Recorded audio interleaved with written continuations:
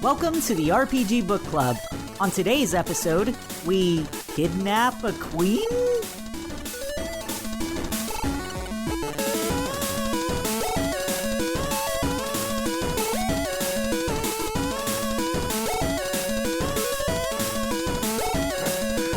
Welcome to RPG Book Club, the podcast where we play a little chunk of a video game and talk about how it makes us feel. I'm Michael Spiffle-Webben. I am Sam Allman. And I am Elias Sailor Eli Warren. And today we're going to be playing Rogue Galaxy to the end of the final chapter. What's the name of the final chapter, Sam? Let me scroll down to the bottom of this thing. I'm pretty sure it's come to an end, right? It's No. To Eternity. Yeah, that one. To Eternity, that's right. All right, cool, awesome. Just one chapter this time. So before we start, how are y'all doing? I am doing great. My band finally had practice for the first time since early April today. Oh, goodness. So, because we went on tour, and then we're like, okay, I don't want to see you for a week, and then we'll hang out the next week, and then we'll start practice the week after that. But every single Wednesday, I would be like, hey, are we having practice? And they would be like, no, something came up until today. So it took 2 months, but we finally had practice, and it was great. Good. Wow. So y'all don't suck now? Y'all didn't lose all of your skills? Yeah, no. So we actually made a joke like a year ago because we played this song after like a 2-week break, and we came back and we played the song How to Play Dead. You can find it on Spotify and everything if you want to listen to it, but we played it as like our warm-up, and it was like perfect and solid. And Travis made the joke where he's like, man, we're so good at this song, I bet we could take like 2 months off and come back and it would still be solid. And that was the song we warmed up with, and it was still great. So Awesome. I actually did a musical performance this week. I think I might have mentioned it in the chat. I played piano at church on Sunday. Oh, nice.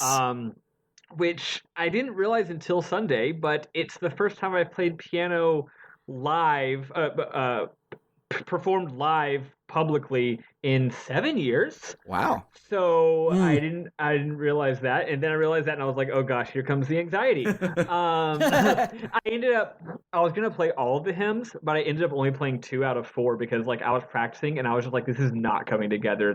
I'm way too rusty. But the music leader at the church she's such a sweetheart. She was so generous and nice, and she said, sure, I'll do 2 of them. And then even though I thought I made some mistakes, she was so encouraging and great. So That's great. Awesome. I had a great time, and it was super fun, even though it was anxiety-inducing. Yeah. That's really all you can hope for most of the time is like, well, it was still anxiety-inducing, but at least I had fun while it happened. Yep, exactly. I had a productive day of waking up at 8 naturally because I slept for 14 hours the night before. Is it Mardi Gras? No, I went to bed at 6 p.m. last night because I had a hell of a time sleeping the night before. And then I got my Mage Tower challenge done for my Frost Mage. And I haven't done a whole lot of complaining in the channel, but man, I hate those Mage Tower challenges. Oh, yeah. I Mage hate Tower, them Frost Mage. so Definitely fucking things much. I understand. But this is World of Warcraft for anyone who doesn't know what the hell I'm talking about. I figured it was well. Yeah. Sorry. It's a big hard solo challenge that you do for a special weapon that can only be done during this expansion, and once the next patch comes out, it's gone forever. Oh, so you got to kick it now. Yeah. I've done 2 for my priest, and I don't know how much I care to do the final one, because I like the weapon less and less the more I look at it, so it's like, whatever. Yeah. But anyway, I fucking hate them. So you're done. And then, I'm basically done forever. Good. Good, congratulations. Until they were unveiled, they're like, all right, 8.3, more Mage Tower. All I can think of is that Mage Tower in Final Fantasy VI, which also sucks. Yeah. It's just a thing. Mage Towers just suck. They're just terrible. It's like Mage is great, Tower's great. Mage Tower, not great. Yeah. And Weird. And then I spent the rest of the day just playing Pokemon and watching SGDQ. So nice. Very productive day. Yeah. That's about all that I've done, except not GDQ because it's my weekend and I do other things on my weekend. So I've been watching Marvel's Runaways on Hulu, and it's really good. Oh, there you go. Cool. I'm glad to hear that. It takes the basic plot of the first 2 issues, as in the first, like, 46 pages of the thing, and stretches it out into 10 episodes, which is a really good thing, and it's really good. I really, really liked it. Quick question. I've been looking for something to watch in the future, and me and my wife aren't not the hugest comic book / Marvel fans, but it's something that we can both enjoy. How like scary or tense is it? It's like drama scary. There's no like put the thing in the box or I'll shoot you type stuff. It's not like high intensity, but it's like, oh no, they're going to get found out by the bad guy, like intrigue more than spoopy. Nice. Good, because she doesn't deal well with high levels or medium levels or slightly higher than low levels of intensity. No. Anyway, we might check it out. Cool. There is one particular scene, like second to last episode, that she might like be a little like heart racy on, and the rest of it is feel good. So, how far into the show is that one scene? In that one, it is like the last scene of one episode and the first scene of the next one. Okay, cool. So by that time she's already invested. Good. Yeah. All right, cool. Good to know. Thank you. So I'm glad we're all. I feel like we're all doing a lot better than we were last week. Oh yeah. So anyway, last time. So on the last episode of Dragon Ball Z, basically we ran and all of our characters had some emotions and then got emotion orbs. And then we made an emotion sword. Yeah, and then we made an emotion sword, and now we're gonna go. We're like Carly Rae Jepsen, emotion sword. Yeah. And now we're gonna go kill a big baddie by running through a cave for a long time, because everyone knows that what's more dramatic than a drab cave? Yeah. So. Oh yeah. So this dungeon, I guess we'll get started there. We won't spend a lot of time on it because nothing happens except you waste 2 hours of your life. So that's why we didn't do it in the Let's Play. Yeah. So we mentioned how cool it would be if you had the Zerard Towers as like the final thing. And this like sort of accomplished the same thing. Should have given us like 3 check-ins on the story and it gave us 0. So it was just like running. And it wasn't as interesting to look at as the Zerard Towers was. It was literally just a brown like default rock texture until like halfway through it, the rocks start peeking up and there's like giant like face statues, which is cool, but like it doesn't ever say like what that is or why that's important. Or yeah, those are legit cool, but yeah, it's not enough. Too little, too late, and also Ken and I lava everywhere. Yeah, Ken and I had fun going every time we saw the face rocks. So there's lava everywhere, which I think it's not actually lava. I think it's actually rune. That's what it's supposed to be. Yeah, but it just looks like lava. So they're like, this is the ultimate evil substance, and I'm like, what happens? Does it like corrupt your soul when you touch it like a freaking One Ring? It's like no, it does 30 damage. Like it does 30 damage, and we even stood in it for a while so that it would like we were trying to kill ourselves in it. And it took us down to 1 health, and it's like, nope, it's done. Seriously, wow, okay, we can't even die out of combat, I guess. Yeah. Well, okay. I can forgive the programmers I can forgive the game designers if there was some programmatic reason why you can't actually hit 0 health out of combat. That actually could make sense. Like, the game engine wasn't robust enough to handle that. It just seemed really weird. But if they did that on purpose as a way to just like be nice, then that's actually incorrect, and I don't like it. like it's not like you're gonna do that on accident anyway. It's not hard to avoid the lava. Yeah. Come on, commit to the bit. Anyway, yeah. See, the only like thing about this dungeon is it did the thing that I really didn't like in the prison on Zerard, that where you're coming up on the dot, but then you have a fake out because you're not on the right level. So then you spend the rest of it like lost because your waypoint is telling you to turn around and go backwards. And like it was better on this one because you were always like going around it and like you spiraled in on it. But it like the shtick of the dungeon was lava that couldn't kill you, and then way too big but easy once you realized you were gonna corkscrew maze arms where you could walk for like a minute and then go in the wrong one. But like the first time you see that, you're like, oh, okay, so it's going to be the one that takes me in the loop-de-loop, and then you're good. In the interest of saying something positive, actually did quite enjoy one thing of the dungeon, which is that even though it was basically a hallway, it was a relatively wide hallway, and there was always something going on. There were varying levels, high levels, low levels. There were like the even though it was all boring gray rock, from an architectural, just pure geometry standpoint, I actually quite enjoyed it. I put it in the upper tier of this game's dungeons. Not that it's super hard competition, but I enjoyed traversing the terrain. It was actually pretty nice. Yeah, it was good. It should have had 2 more colors. It would have been much better. But yeah. So we make it through the swirly gig and make it to the meat of this playthrough is the 3 hours it takes you to play and die on this next boss fight. Yep. So the first one, I immediately was sad because we talked so much last episode about how cool it was that Mother was this tiny little thing, and it was like, yeah, it's so cool that it's evil, but it's tiny, and then that was just its head, and it was giant. And yeah. So although it was really cool looking, it was some H.R. Geiger shit, which is to say it looked like Mother Brain, which also looks like H.R. Geiger shit, but you know.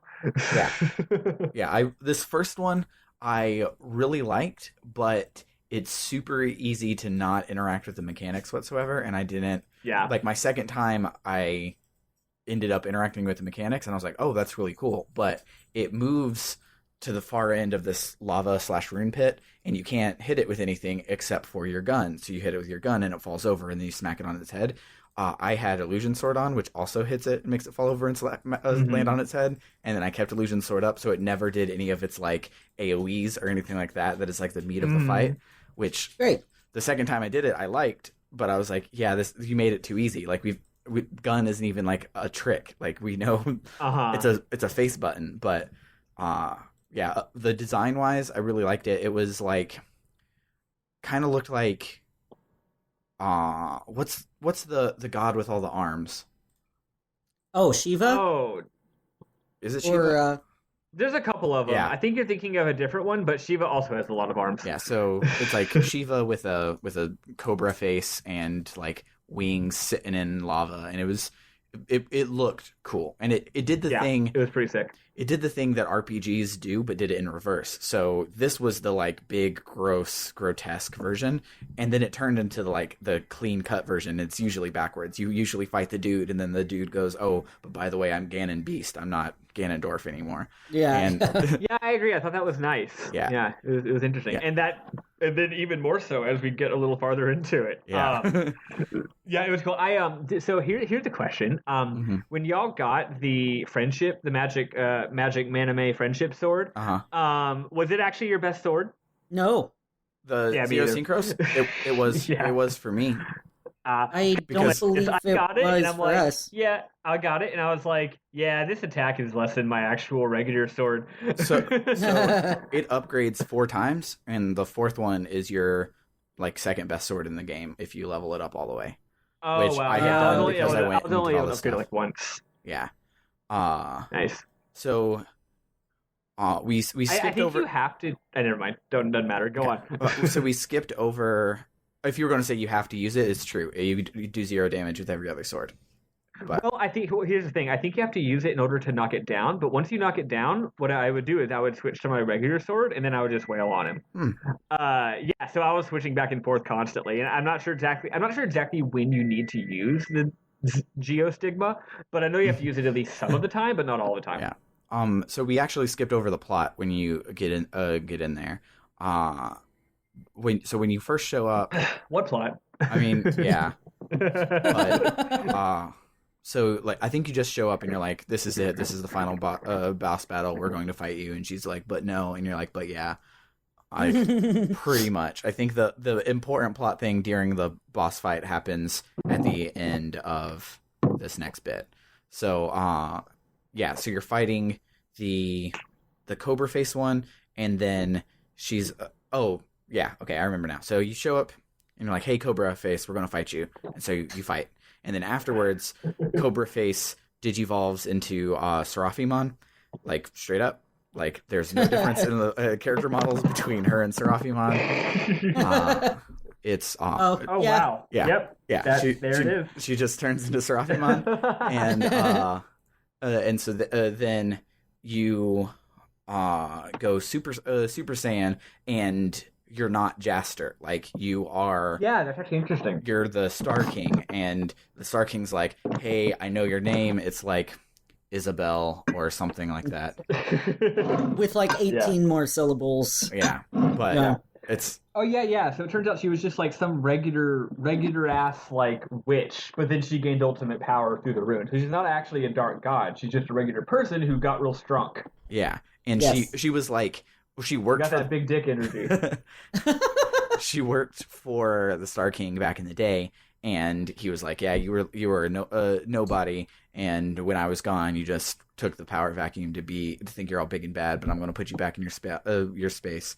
So then you fight her as this one, and I really liked this boss a lot until I realized that she died to 3 hits of Supernova Mark III. So I just did that. Oh shit! I didn't know we could do that. Yeah. So yeah, because you don't even have to run over to her. You just sit there and you guard from her laser beam, and you do Supernova 3 times, and you win.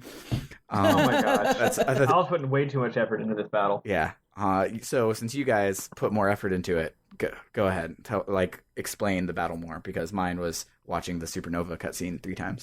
Well, she does lasers, and there was some flying around involved. A lot of flying around, yeah. We used Illusion Sword, and I mean it took her down pretty quickly still, but I don't remember much more than the flying around and the lasers. It probably was just variations on that. Yeah. So there's a point in the game, and that point was Digo, where like the game was hard, and then like to apologize for that, it gave you Chapter 7, where they just started giving you 1,000 EXP for every trash mob you fought. So then you got super over leveled, and the game wasn't hard ever again.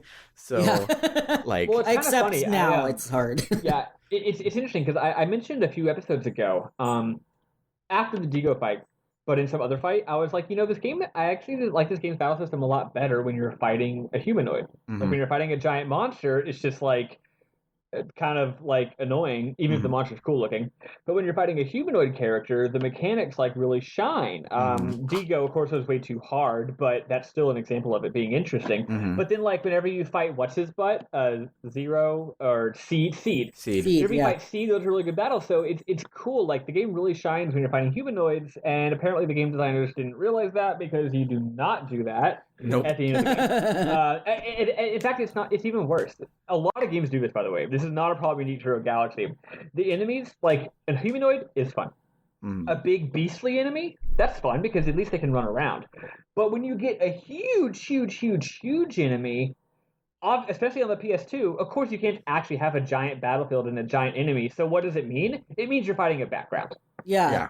You're fighting a thing that is on a wall, and the thing hits out at you, and you run at it. And that's a very common thing that a lot of games do, but it's very seldom as fun as any other kind of battle. Yeah. It's kind of weird. But it's like for drama, you want it to be huge, right?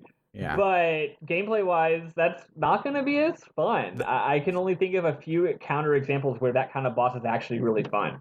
And all of them are in Eternal Senia, but... or Nier Automata. Yeah. But dang it, I had a thing. Oh, so the example of how you make it super awesome without it just being a face that you're hitting is in Final Fantasy 15. The final boss is just a dude, but it's a dude with all the same badass superpowers that you have. So you're like flying around this whole city, like there's lightning everywhere, like everything's on fire, like things are huge and big and awesome. That's a good fucking battle. And you're just fighting a dude who's your size, and you're still having to like parry and do all of your normal fighting stuff. It's just they epicked everything around it, which was so cool. My favorite game critic, Tim Rogers, always says that the real test of a game's mechanics is if it's still fun if you're doing a mirror match. Yeah. Right?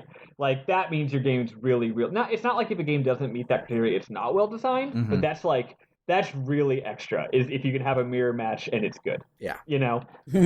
Yeah. So after we take her down, then she like starts to explode, and it's super cool looking. Yep. And as usual, the cutscenes are awesome. Yeah, the cutscenes is super awesome. Yeah. I don't remember if it's at this one or the other one, but it reminded me of our Toy Story 3 thing where like everything's falling. Yes, me too. Oh yeah. Everyone's running away. I'm like, what if they just die? What if everybody just dies right here? That's the bad ending. Totally like end of Lord of the Rings: Return of the King situation where they're like on the side of a volcano and they're like, who's going to save us? Did you notice that the number of volcanoes seem to keep changing? At first it was like one volcano, and then later it was like 50 volcanoes. Yeah. But I think that's actually after the next Phase final 2. boss. I think maybe it is. I think it's after. I think it's both. Actually, I don't know. Yeah. I should have taken notes. My PS4 is not working with me right now. No, you know what? You're right. Yeah, the whole thing where they're wanting to get rescued doesn't happen until later. Yeah. Yeah, between phase 2 and phase 3, it's just typical like there's explosions. Yeah. Yep. And so everyone's like, we did it. We win. We're the best. We saved a galaxy. That was easy. Good thing nothing bad is ever going to happen. And then sure enough, here comes Volcog. And they do like this trope. Like I don't like in most JRPGs where it's like, oh, we killed the final boss, but then turns out that Vegeta has a boss and his name is Frieza and he's the actual bad guy this whole time. Yeah. And like they do it in every game. The worst one I've played is Blue Dragon because it's completely out of nowhere. Like in the very first dungeon in Blue Dragon, there's a mural where it's like, oh hey, remember back in the day when there was an apocalypse? And then 70 hours later, you beat the final boss that you've been going after, and then his spoilers, it's his parrot on his shoulder is like, oh no, I'm that guy from the apocalypse. Remember back 70 hours ago? I'm the actual bad guy. Fight me now. And it's oh my gosh, it's like it's boring and I don't like it. But they do that here. But Valcog has been like they did it in reverse. Mother was the Frieza secret big bad, and it's like, oh no, remember, like your galaxy is not in trouble of Mother, your galaxy is in trouble of Volcog, and then he's the bad he's guy. Like, hey, I'm the bad guy, remember? Yeah. Did you forget about me for 3 chapters? Yeah, which we did. So we totally did. So they show up in the Emperor, and turns out that I was not spoiled by my wallpaper, and you don't fight the Emperor in space, like my wallpaper says. You fight the Emperor as this H.R. Geiger body horror grossness, because the Emperor comes down and is like, we're going to harvest all this rune, and then the rune's like, no, I'll harvest you, and like shoots up like lava tentacles and pulls. Gets immediately wrecked. Yeah, pulls them down into the lava and like takes over the ship and also everyone's body and like mushes them together. And like we joked that a big tonal shift would be bad, and then we had one, and I still loved it. So I don't really think that big edgy body horror tonal shift would do it. Well, this was actually good. It wasn't the tonal shift. It wasn't like, remember we said that what would have been annoying is if it was like dark angst, them hating each other, but it was really just like, yeah, the bad guy is really gross looking and scary, which is like, duh, of course he should be. It's kind of like in every Kirby game, where 95% of a Kirby game is like everything is green and plants and cute, and then the last 5% is like, oh yeah, now you have to fight like an evil, like existential, like hell, other dimensional space demon. Yeah. And you're like, cool. Yeah. But yeah, so we fight this other dimensional space demon in the coolest way. So Jaster goes Super Saiyan again, but he stays Jaster, and everyone's like, "Wow, this was a lot of character development to happen off screen." And and Jaster's like, "Okay, we have to stop it, but what will we do?" When we killed Mother, it destroyed the Zeosynchros, and we're like, we didn't see that happen, but I'm glad that you're telling me this. Yeah, thanks for all the exposition. He stabbed it into her face, like Link from End of Wind Waker style. Yeah, and I they didn't show it breaking, but I guess when he stabbed it into her face, it stayed there, I guess. Yeah. So he's like, I think I literally said, "Show, don't tell." Yeah. Yeah. So everyone's like, well, we'll think of something, and then Padme shows up, and she's like, "Oh, by the way, you wanted another Power of Friendship Spirit Bomb to finish off your game RPG book club? Well, here you go." And so she brings all the hopes and dreams and fears of everyone on Mericlin and spirit bombs it into a giant Dragellum to then... apparently one of the Star King's superpowers is he can just grab raw material and just will it into the biggest anime sword you've ever seen in your life. Oh my god, it's like now, 10 he's times got bigger. Fucking big dick energy, let me tell you. It's literally the biggest anime sword. I don't think I've ever seen one as huge as that.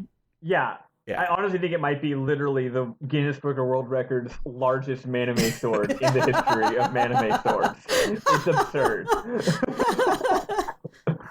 Yeah, it was huge. And the worst part about it being huge is it then made that not fun. But we'll get there. We have 14 bosses to get through first. So you have your giant anime sword, and you're like, okay, if we take it head on, all of its weapons will kill us. So we need to split up and take out each of its weapons. And so I should have saw this coming without having to look it up, but... you never saw it. I didn't. So the Digo fight was the first of many fights that we've done one-on-one, and they were to prepare us for this final boss that is all one-on-one fights. And so the first one you get to is Digo's, and he's fighting this hand that comes up out of the ground that has a big old ring on it. And it's obvious that the ring is your glowing eye weak point from Zelda. And so you shoot the ring, and then he has a literal glowing eye weak point on his palm. And then nothing I did would hurt it. But he would do this move where he would slam his hand down, like right in front of you. And I'm like, well, that's when you do it. Like, I've played Zelda. I understand he's going to slam, and I'm going to hit. But Digo is the tank, so he's so... slow, so it would come down, and I would take a swing, and before he's like started the swing, it goes back up, and I'm like, this is annoying. How do I hurt this? Like, this is like, because I would get like, if I was lucky, I would get like one hit off, and I'm like, am I supposed to whittle it down with one hit, like over and over again? And then so I'm like, this, I have to be doing something wrong. Like with the Dio fight, when Spiffle looked it up, he's like, I have to be doing something wrong. Like, what is it? I'm like, it's got to be something. I look it up, and you jump. That's all you do. Is you jump. Yep. You jump and you hit him in the face. Yeah, this whole game is like, hey, did you forget that air combos are a thing? Yeah. Because we hope you didn't. Yeah, that's like 90% of what you're going to be doing on this fight. Yeah. Yeah. So once you jump, he goes down really easy. He telegraphs his moves way in advance. He barely will hit you, but remembering to jump... He takes forever, mind you. He does take forever, but a lot less of a forever than getting one hit every 5 minutes. Well, this one we did have a little more trouble with getting hit on because... Getting hit on. Anyway, because Digo is really slow. Yeah. So you kind of have to start moving before it even telegraphs what it's doing, and that's really hard to do. Yeah, you got to really maximize your movement for sure. I definitely used healing the most on Digo and Jaster. Like, everyone else was fine. Digo and Jaster used most of my pots. I think the optimal way to do that without having to heal too much would be 2 hits and then run with Digo. But we were doing 3 because we're... And you want him to go away as fast as possible. Well, that's just like the classic gamer's dilemma, right? Like, anytime you know you can safely get in 2 hits in a combo... You know, you're always going to try for 3. You're like, I think I can squeeze in a third. I think I can squeeze in one more. And you never fucking can. No. But, you know, such is the folly of man. You would, you would think that we would have learned by now, but no. Nope.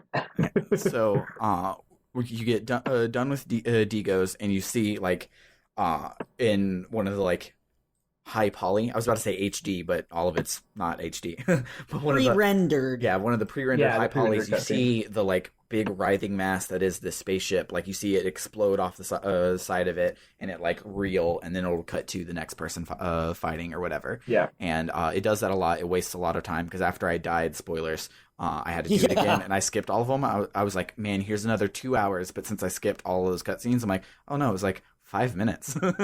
Did we all die at the same point? Yeah, we did. Yeah. Where did y'all die? Yeah, we all died. I died on Jaster's.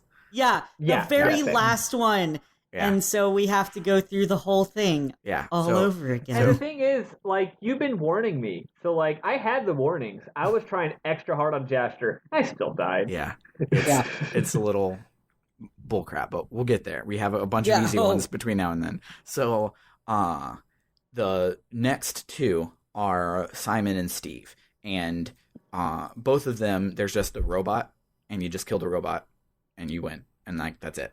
Ghostbuster was cute robot. Yeah, Ghostbuster was the most overpowered thing for that because you get more uptime on Ghostbuster than the thing has health.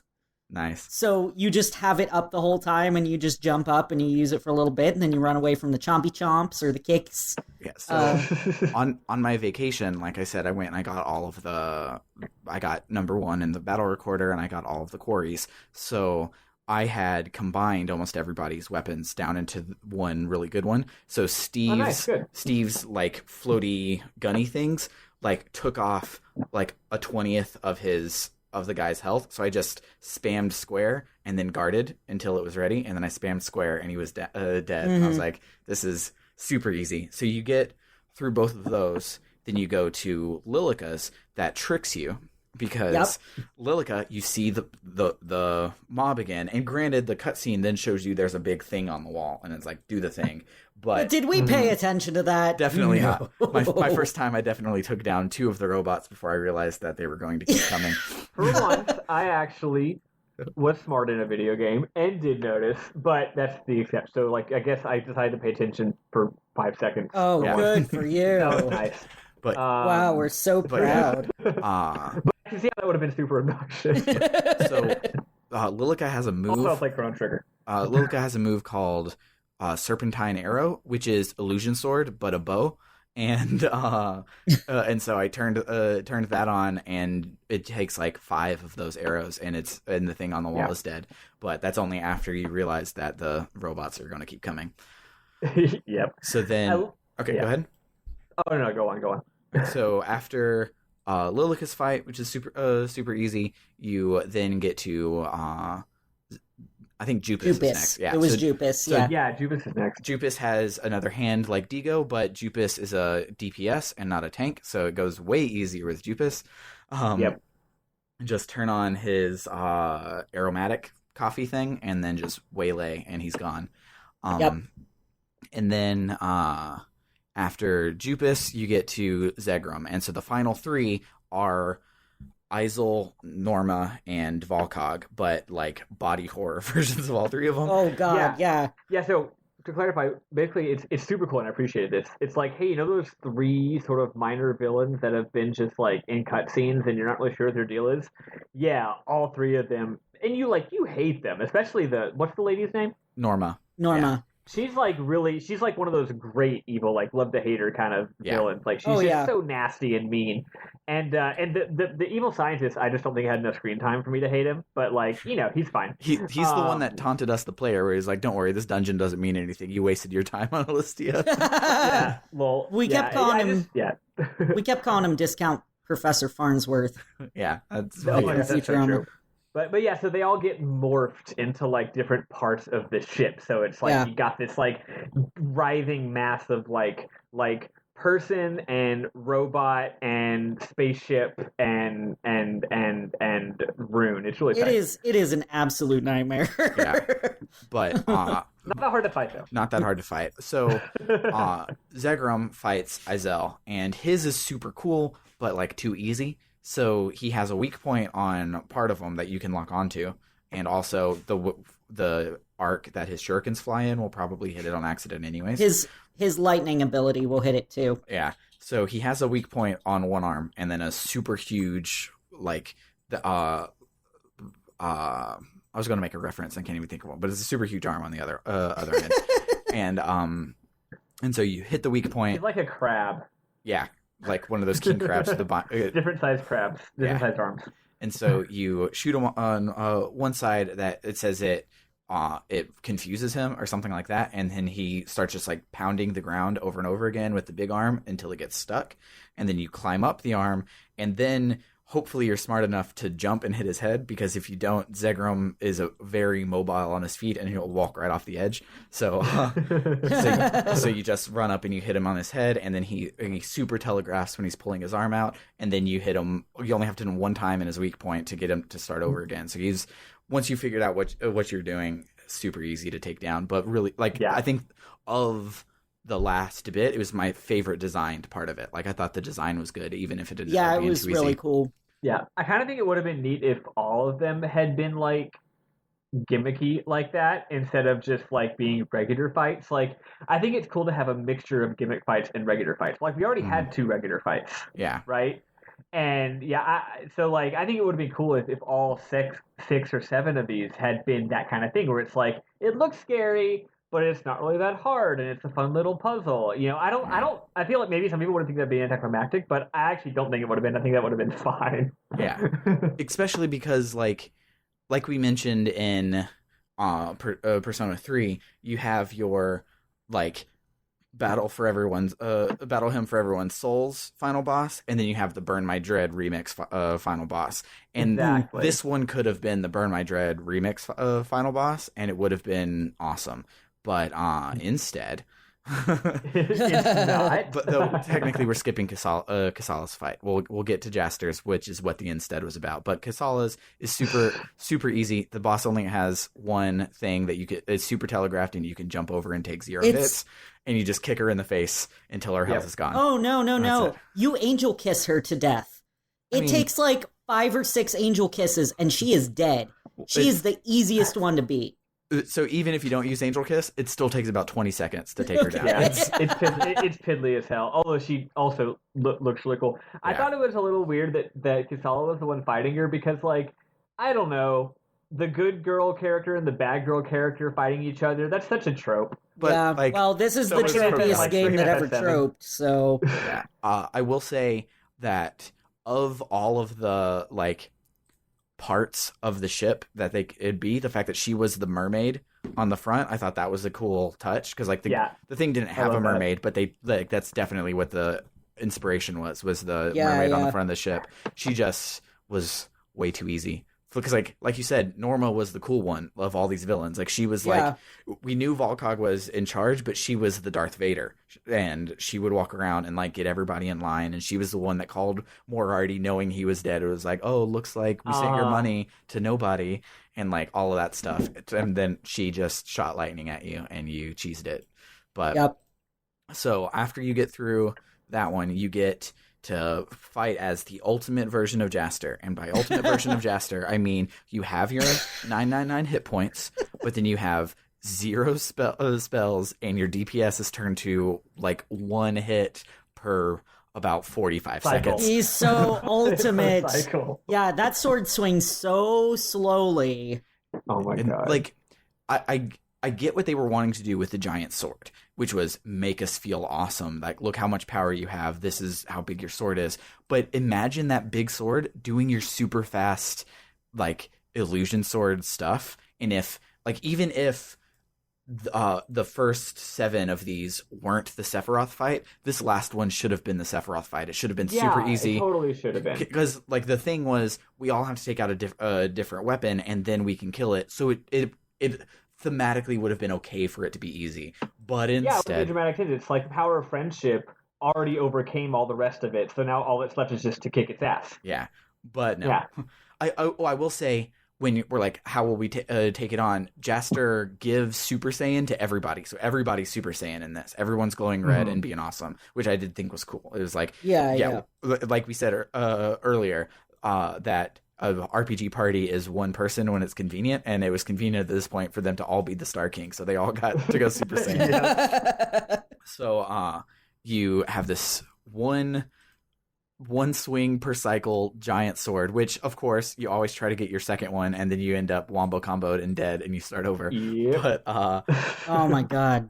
So it takes forever to just whittle through all of his health. Because, like, I was way over leveled, and I only did, like, 300 per hit.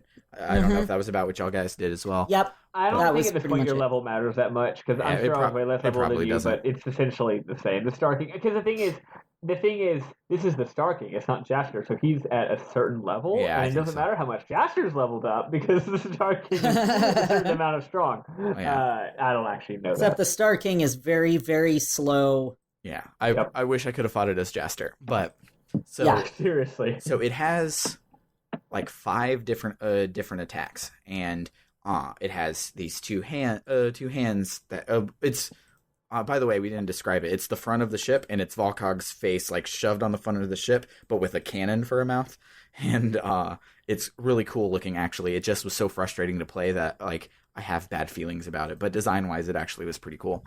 And it has these 2 giant hands, and it'll cover up its face and be immune to all damage. But you have to taunt it out of that, so you have to hit his hands, and it'll be immune to it, but then he'll be mad at you and, like, swipe at you with his hands, letting you be able to go and attack. So most of it is no big deal. It'll either really telegraph it, so like it has this giant laser that just like zooms across the screen, but that one, it's like charges up for a long time, and so you're like, okay, well, I'm going to run to this other side and then block, so it'll maybe do 100 damage to me tops. But and then it has one where it will send up thorns from the ground, and those, if you block, only do 9 damage, so you just block through it and it's no big deal. And then it'll slam its fist down after it comes out of being immune, and that does like 150 damage if you block it, so that one's kind of scary. But the big one, and I'm sure this is the one that killed all of us, is his eyes shine like he's about to shoot eye lasers, and then 3 orbs appear at random spots around where you were when he shined his eyes. And if you are doing it your first time and you think that it's like all random or coming at you specifically and not something you can dodge, you just kind of ignore it and try to guard through it. But if 3 of them are close enough to you, they'll wombo combo you and do over 1,000 damage and kill you out of like from full health, and there's nothing you can do to stop it. And it's awful. And you die. That's not actually what killed me, but then you go back and go back and do the entire fight all over again. Yep. It actually was just his stupid fist slam that killed me, because that thing, I was thinking, I tried to dodge it instead of block it. Yeah. And that's the thing, is like, the game doesn't telegraph super well, like, no, you should, like, because if you block it, it's like you said, 150, that's a lot for blocking. Mm-hmm. But if you try to dodge it, you get killed. Yeah. That's what got me. But yeah, the other one, boy, that one's nasty too. Yeah. So yeah, you finally take him down, and then starts probably my biggest letdown in the game. Like, as far as the ending goes, like, I almost would have wished that it would have pulled a Final Fantasy IX at the end of the last chapter. It's like, and then you took the sword and you won the day, and like it ended there somehow. Because like the final boss was cool, like Mother was great, the here's the power of friendship stuff was cool, but you basically run away from a million volcanoes, and all of the volcanoes. And I wish that the cowards at level 5 would have just killed everybody, but they didn't. And so you're like almost about to make it, but then the piece of rock that the party is on breaks off from the cliff, and they're about to like fall and die into the lava. And then the Dorganarch comes and lands like right there by it. And again, like when we first got here, we were like, first got to Margolin, we were like, oh, they added so much extra drama for no good reason, when the only plot was we landed on Margolin. Yeah, did the same thing here, where like he's coming in, and then there's an explosion, and everyone's like, oh my god, did Dorgangoa die? But he didn't. Like, that was it. He just didn't. Yeah, it's like there's an explosion, and one of the engines is shot, and it looks like he's gonna crash, but then he just like manages to steady the ship and lands rather roughly, but still lands, and then you get on the ship. And it's really weird how it's like, oh no, it's fine. Ken actually brought up a good point, because Dorgangoa is out on the deck of the ship. Who the fuck is driving the ship? Is it Monsha? Yeah, it's Monsha. Yeah. We can let Monsha like be cool for once. Okay. I mean, for He's twice. actually really cool for a reason that I'll explain a little bit later. I don't know how he reached the helm, but he's got like a little step stool. He's resourceful. Yeah. So, like one of those little ones that kids use to get to the sink. Yeah. So It also could be one of the 50 other NPCs that are on the boat, but I suppose, but they're not important. No, Nobody not at knows all. their names. Yeah. So you get on the Dorkin but the one of the engines was gone. What's going to happen? And for some reason, Rune, instead of turning you into giant freaky monsters, gives you wings and you fly off like a bird. Like Red Bull. Yeah. Red Rune gives us wings. Yeah. Yeah, I don't get it. I don't know. It was cool. It's left unexplained. It was one of the silliest things I think I've ever seen. But it did answer the cover of the inside manual is the Dorganark with wings, and so there we go. It was answering that burning question from the first time you purchased and opened the game. But when is my fucking ship gonna get wings? This is what I came here for. During the movie at the end. Yeah. So you fly out and you land over while you're flying out, the big creepy red sky that you've had clears up to be blue and everything looks like it's coming back and being awesome. And you go and you land to talk to Padme, and she asks Kasala to stay and be like, "Hey, stay with me," and all of that stuff. And Kasala says, "No, I belong in the stars." And I was like, that's really cool. Like, she's like, I don't need my birth family. I have my space family, and that's important to me. And I really Did enjoyed she even it. ask her to stay? Yeah. Oh, okay. She like straight up was like, you should stay with me. She then also, as Kasala's flying over, she's like, I can't believe that.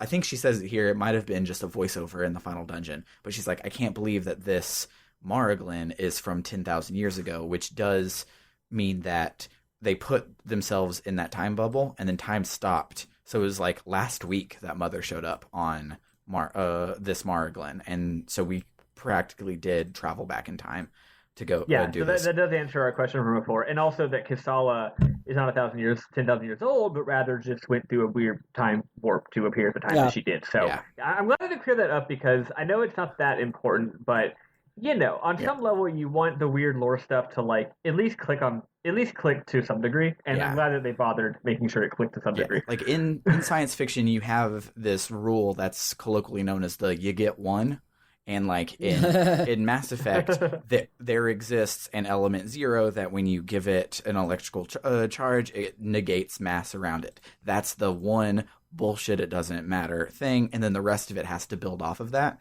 And so it all extrapolates. There's no such thing as atmosphere is the one that you get in Rogue Galaxy. So everything else has to make a little bit of sense. Even if it's like time, space, energy, hand wavy sense, it still needed something. And so I'm glad that they waved enough hands to make it not just a plot hole. But Padme's like, hey, please stay with me. I want you to be my princess and all of that stuff. And Kasala's like, no, I need to be out in space. And she's like, okay, I understand. Go, have a good life. And so we get on the ship and everything's happy. And Jaster and Kasala do not say that they love each other, so that was really cool. Yay! Yeah. They definitely in the lore ended as like best friends. It's just the gameplay people were like, guy character, girl character, they're in love, right? Let's do a love special. Yeah, exactly. 100% flavor text. Also, maybe it was even the localizers. Maybe in the Japanese, it's like said power of friendship. Yeah, it's like the power of friendship, but then they're like, oh, love, that must mean like romantic love and not just platonic. That is an interesting point, because the word ski, which means can mean either like or love in Japanese. Oh. So they'll often, instead of saying aishiteru, which means literally I love you, they'll say ski or ski des, which means can mean I love you or can mean I like you. Yeah.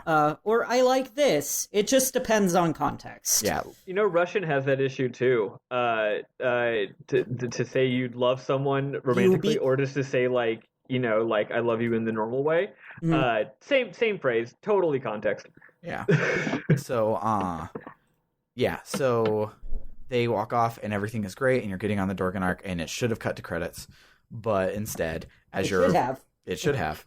The rest of this I don't like much at all. So I'm right with you, Daddy. So you're weird. You're flying off, and then when you get through the Stargate, instead of being out in the middle of nowhere, there's a planet there, and you're like, what is this? And it's Maraglan, but it got to live its 10,000 years. It got unpaused, and which I thought was really cool, like in a sci-fi way. But then the planet looked exactly the same, so kind of a wasted effort. Like they could have literally nothing changed in 1,000 years. It should have been like it should have been like unrecognizably different. Yeah, you know.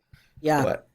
But instead, so it's easier to reuse assets, guys. Yeah, obviously. So we're like, well, let's go see like our handiwork. Let's see what happened in the 10,000 years since. So you go to land, and these dudes with boxes on their heads come out, and they're like, oh my god, it's Queen Kasala from all of the things. Here's your from lore, and they're like, we kept your mom's crown to give to you whenever you came back. So here you are. Here's the crown. Do you want to take it? And Dorgangoa literally quotes Kasala from not even 10 seconds ago. And Dorgangoa is like, well, technically he says it in a problematic way. He's like, she's not that type of girl. She can't. They're like negging the hell out of her. I was gonna say that. Like, why are they like?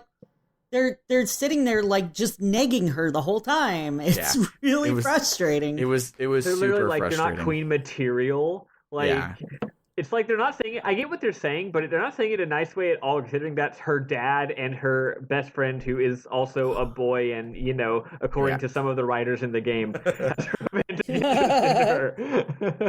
And you're not good enough for them. You should stay with us. Yeah, so it was definitely weird, but like they were like inappropriately saying the exact same thing that she just told her actual mom like 10 minutes ago. But then Kasala was like, but no, actually I do want to be queen, and I have no training for any of this, but this is what I want to do. I will say, honestly, if I was Kasala and my dad and my best friend suddenly started negging me to get me to change my mind, I would be like, no, fuck you, I'm staying. So totally I'm digging going your heels. I'm going with that route, that like Kasala just got fed up with those assholes, right? And I don't blame her for it. I gotta say, for some reason, and I don't have a great explanation for this, especially after Sam's good description of why it's stupid, but for some reason, her change of heart did make sense to me. Like, she doesn't want to exist in some weird time bubble in the past, but she will continue her mother's legacy 10,000 years in the future. I don't know. Something about it made sense to me, and I think it's important that it did make sense to me because of the fucking bullshit that's going to happen in 10 more minutes. So that I actually liked this part is I think significant for later. Yeah. Like As I thought about it as it was over, because I was sitting there mad, I did understand her. She was like, I don't want to never see my friends again, but I do understand my importance as Princess of Maraglan. And so this is a way for her to do both. Except she says that, and you're like, okay, well, we'll come visit you next week. And then the dudes with the boxes are like, yeah, but you smell, so you can't come back here ever. Yeah, he's like, you riffraff can't approach the queen, and I'm like, can't the queen just say like, yes, they can? It's this weird, like, ominous, foreboding tone. Which, first of all, the idea of having a epilogue to a happy story where all of a sudden you think things are going to be happy, but then things are just a little bit weird. I love that kind of thing in general, and I think that's what they were going for. But it's just, you're just like, I don't get it. I don't get what's happening or how I'm supposed to feel about it. It didn't work well here. No. Also, it's just like they didn't respect her decision at all. She's like, look, I can make my own decisions. And they're all just like, no, you're stupid. This is terrible. I can't believe this happened. Yeah. So Kasala is down with that and leaves off with box heads. And so everyone's like, well, I guess we're done with the adventure. And stuff. So everyone gets in, and you get one final epilogue scene with everybody. I wish I had my screenshots to make sure I don't miss any, but I'll go down the list from last week to make sure I do everything. So Digo comes back in to the bar, and Burton and Angela are there, and that burnt photo of Gale, Indigo, and Angela. She's framed on the wall, and it's really sweet. Zegrum and Jaster are still on the boat. Ajupis goes back, and he does start working with the intern again, and they're making all science, and everything's great. And they're in love. Yeah. Oh, yeah, I ship them so hard. Yeah. Absolutely. So then Lilica shows back up, and she's not banished anymore, and Korra, I think his name, maybe Koran, something like that. I don't know. He like welcomes her back as like the badass and lets her do all of the cool stuff. And then Simon shows up to his family's house, and they're super happy to see him. I don't remember what happens to Steve. I think he just shows up to Pistachio, and they're having a good old time. He and Pistachio just hang out, and they're like, yay. Yeah. They've got like a little robot that Steve found under the desk or something. Like, he pops out from under the desk, and I was like, were you giving him Dr. Fellatio? Oh my gosh. That would be very... I feel like that wouldn't be a robot good. without a lower jaw would not be pleasant for anyone involved. Also anyway, his son. I think I said also Steve is his son. It should be clarified that this is, you could probably, all y'all listening probably assumed this, but this is during the end credits montage where the pop song is playing. Oh yeah. Also, gotta say, I liked it. It was good. I was gonna look up who sang it. It reminded me a lot of which one did it remind me of the most? It really reminded me of the pop song at the end of some game, and I was gonna look up the singer, see if it was the same singer, but I forgot to.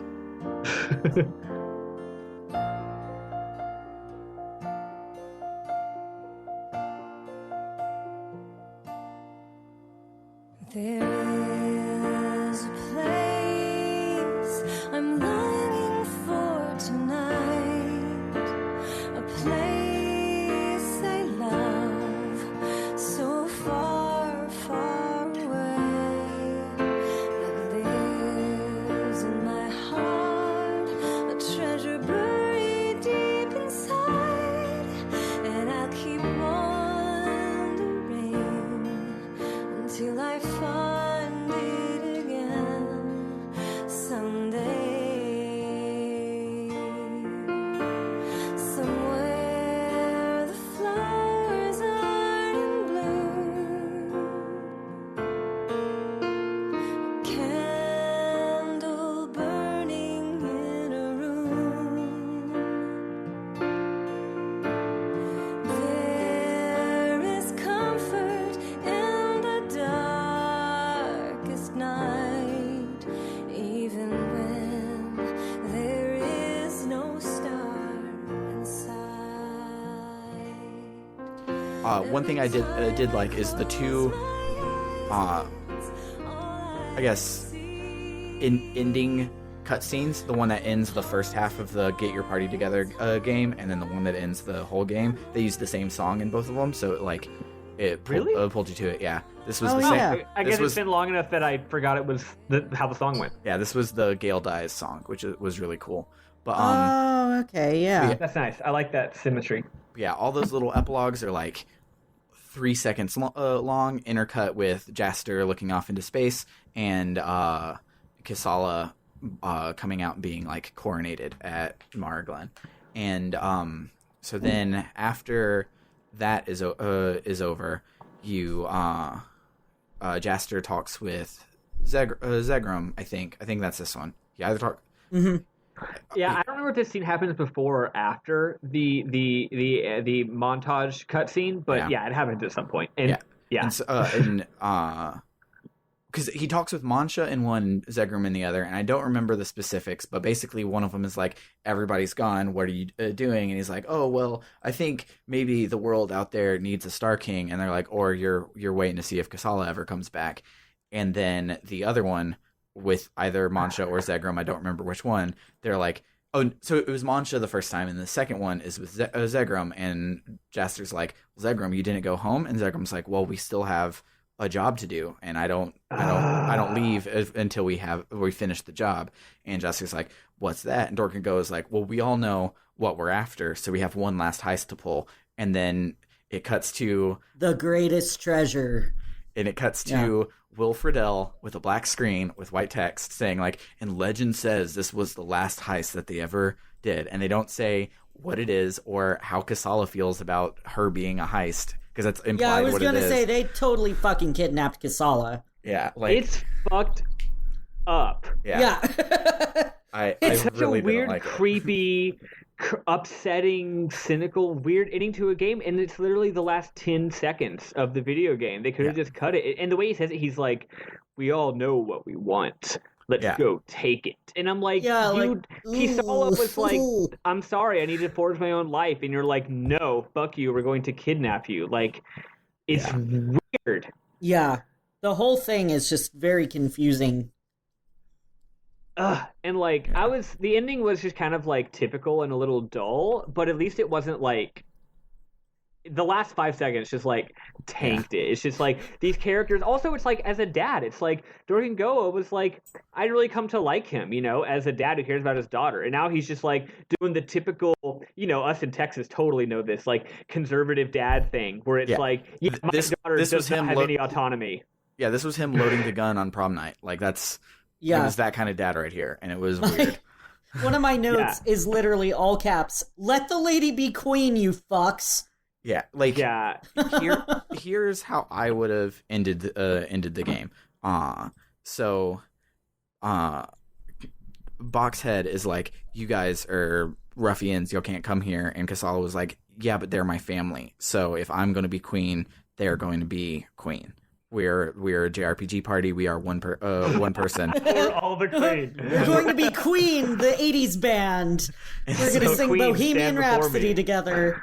Yeah, and so her like putting her foot down right then would have been like a nice little bow on the theme of like you choose your own family and all of that stuff. And I would have liked that. And then they could have walked out and had everyone's like final thing would have been like if they showed like an in-engine cutscene of like for like Jupus and his boyfriend are like doing their thing there, but you see like him and his boyfriend at the coronation type thing. Like give that to be our big hurrah for the credits. Like I would have loved that so much more, but this felt like in a way like trying to leave a thread for a sequel, but it just was like gross, and I didn't like it at all. No, I didn't like it either. That's a gross taste in my mouth. And again, it's like if the power had cut off 10 seconds earlier, it would have been completely different. Yeah, it's just super odd. And I think with the whole guard saying you can't come here, I think they were trying to establish a sinister tone, and the idea is that Kasala being in the situation is actually bad and she would regret it, and there's something weird going on, and then therefore them kidnapping her would be, you know, presumably if they actually showed it instead of just explaining it with narration, would be a good thing and she'd be down with it. But they don't do the legwork to explain that, so it's just weird. Yeah, it's just really gross. And like if they wanted to be a sinister stone, they shouldn't have used that super high poly gorgeous cutscene of her coronation. Like that is a happy thing. So they could have played like weird ominous music while she got her coronation and implied again that something was actually amiss. Yeah, and just had a couple people with like shifty eyes in it and stuff. Like could have done something to let us know it's not a good thing. But yeah, and actually when they did the whole like we're going into the Back to the Future and now we see that there's a 10,000-year-old Marglin, I was totally expecting like, oh, wouldn't that be a cool little tonal whiplash if like you just say Marglin and it's so nice, but then 10,000 years later it's some kind of like weird authoritarian nightmare. You know, that would have been a cool, weird, uncomfortable way to end the game. But that's not what happened, or they at least didn't make it clear that that's what was happening. Yeah. it just kind of ended. I wish we had a better way to then pivot into our like final thoughts and everything, but no, there's no like nice button on the end of the story. It's actually funny. Zegram says at one point, he's like, well, I guess that happened. And I'm like, Zegram, that's how I feel. Well, I guess that happened. Yeah. I gotta say, this is the opposite of what y'all were saying because I have stupid opinions. But my opinions actually the ending kind of went on a bit too long, right? Yeah. Oh, But yeah. I think instead of being shorter, it should have actually been longer. Oh, I agree, actually. And here's the reason. A lot of the parts that were cutscenes, if they had been playable and had taken longer, then you could have it would have been like a whole epilogue. So I meant to bring this up in our Persona 3 talk, but I forgot. So Persona 3, you know how after you beat the final boss, you get to hang out for like a couple of days and actually do regular run around town shit. Oh yeah, that playable epilogue is really cool. I have a word for that, and I just want to throw this out there as sort of a lexicon. That I think it's a cool term. I call that the victory lap. Yeah. And the reason is because every Dragon Quest game does a victory. Oh, Sam, you know now. The Dragon Quest 1 has a victory lap, right? Yeah. It's literally like, hey, you saved the world. Now there's no more random battles, and you can go to every single town and talk to all the NPCs if you want to. Yeah. And they all have dialogue that's like, thanks for saving the day. And as the Dragon Quest games get longer and get more and more towns, the victory laps get longer and longer. And once they got to Dragon Quest 7, they're like, okay, this is ridiculous. This game has like 30 towns. So at that point, the victory lap instead is more like a tour where the game takes you to a small number of the towns and you get to explore them, and then you leave and it transports you to the next town because they're like, we can't let the player explore for 50 fucking hours. They just beat the game. Anyway, if this game had done a victory lap where you go to New Mariglan and you get to run around and talk to people and maybe even learn about the history of this New Mariglan and see how things are different and compare to how things were before, you know, assuming you actually bothered to talk to the NPCs before, which I didn't, but if I had, I think that would have been really cool. A little Mariglan victory lap, chat with people, and then a number of these really dramatic cutscenes could have been more just like lower key dialogue scenes. And not because I don't like cutscenes, but because like a lot of the cutscenes didn't have any plot information that was super important. It's not like they were that exciting. So why not just click through with lower intensity scenes, again, just sort of a broader, lower energy thing, and then you can still have the final 10 minutes of cutscenes. And for some reason, that would have taken twice as long, but I would have liked it twice as much.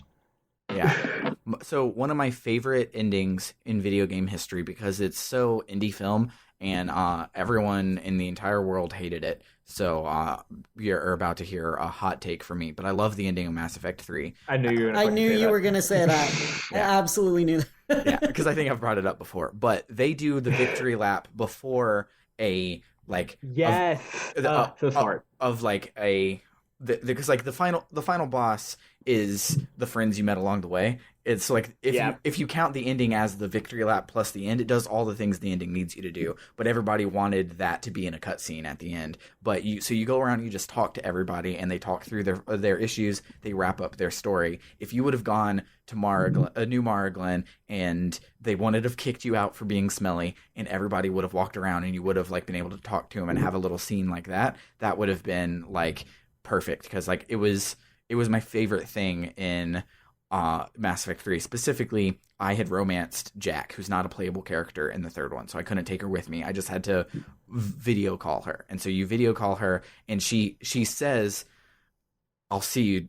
She says, I'm better get laid tonight. But what she means is you're going to die and I'm going to miss you. And it like hurts, and it's so good, and all of that jazz. And you get those things. If we would have had those things with these characters, and then we can go and watch the coronation or whatever, like it would have been, it would have been so much better. But this one, it's like, I just fought for 4 hours walking through a dark cave and fighting the same boss twice to then get this 10-minute letdown of a cutscene. Yeah. You know, kind of think of it, even if they did the whole like you can never see Kasala again because of, you know, maybe it's some stupid tradition and Kasala decides to uphold the traditions, they could have explained it in 5 seconds, and even if there's no explanation, I would have been like, okay, fine, I'll suspend my disbelief.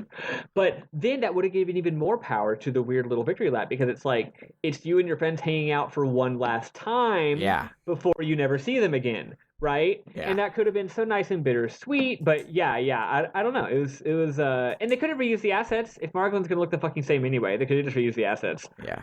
It would have been absolutely fine. It's not like this game would ever have an unnecessarily high amount of unique NPC dialogue. That's not a thing this game does constantly. No. It's not a thing I this gotta say, I respect this game continuing to have NPCs literally everywhere, even in the final dungeon. Yeah. the funniest shit. They never stop having NPCs everywhere for no reason. It's hilarious. And they say the most useless crap. That at least this time was the only time they've done this. But the second half of the dungeon, when the faces start showing up, the NPCs are only the little like fire spirit things from Jiraiya. Spirits, yeah. So it's like people still make it down here, but then they die.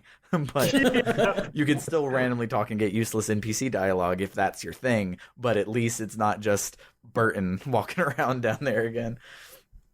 But yeah, that was our second game, guys. We did it. Woo! Nice. Congratulations. You're a real boy now. Wait. Overall, entirety of the game, what was your favorite part and your least favorite part? And be nice to the least favorite part. I don't want to just bring up Jiraiya over and over again.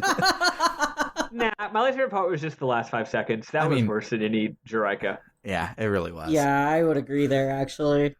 Yeah, I think my favorite part is the bait and switch they gave me.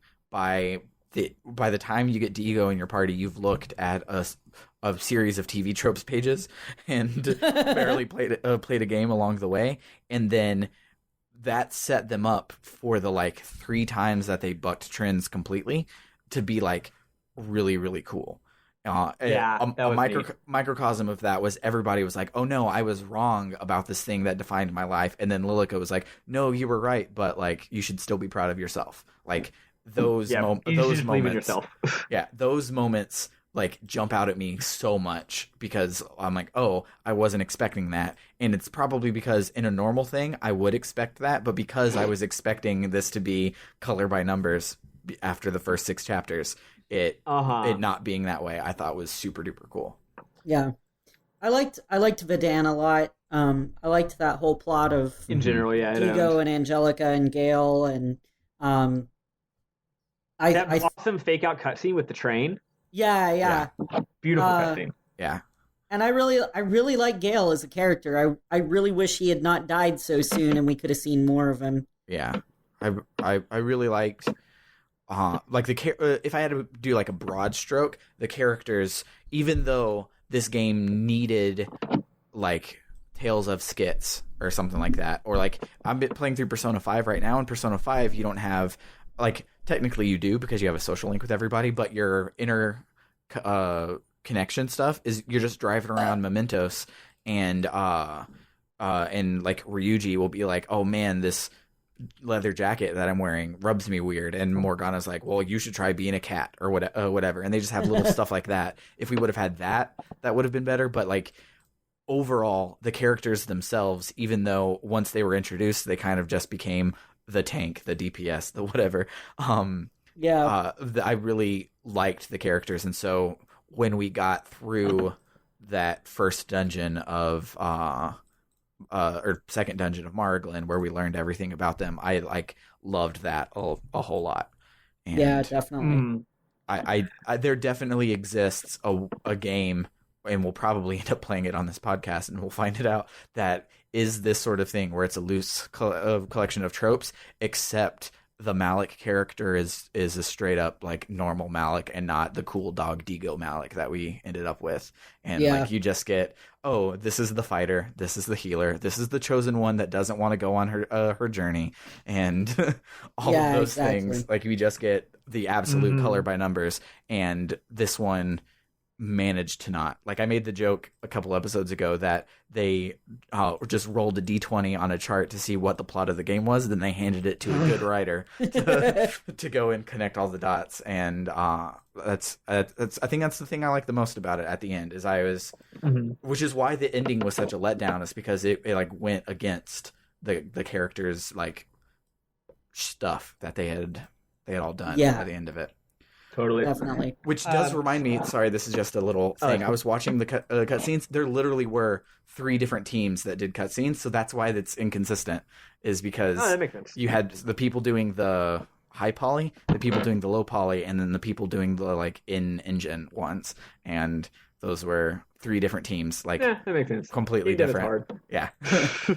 but it just thought it was cool that like we picked up on that. We're like, it's almost like these people like didn't even like hear what was going to be going on with it. They wanted to have a lot of extra fun. They were given their instructions, and that was it. Yeah. So my so I have one other thing I want to mention before I mention my favorite thing about the game, which is I think really nice actually. So another thing I didn't like that I mentioned earlier, I really feel like the game should have had like a twist.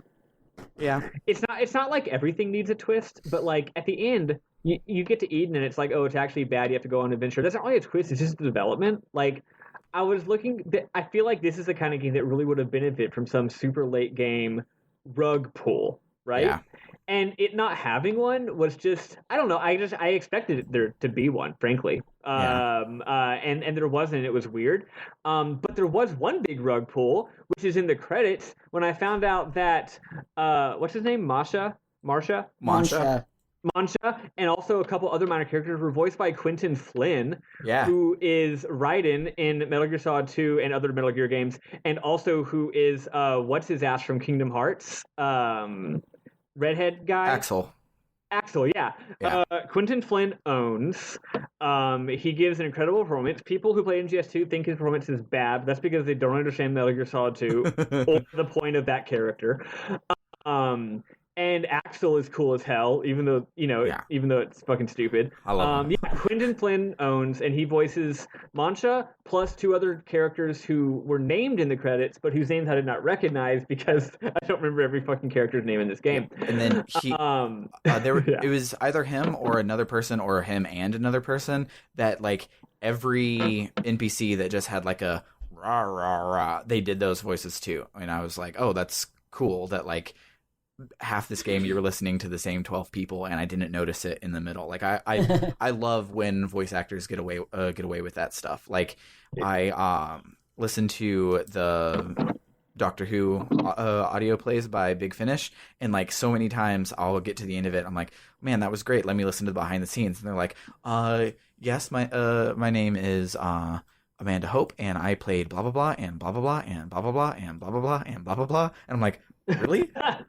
Yep. I had no idea. And so like Quentin Flynn et al. Did that all over this one, which was really cool. He's really versatile. It's almost like voice actors are real good. Yeah. But anyway, I just thought that. Oh, that's right. He was Toady, which is really funny. Oh yeah.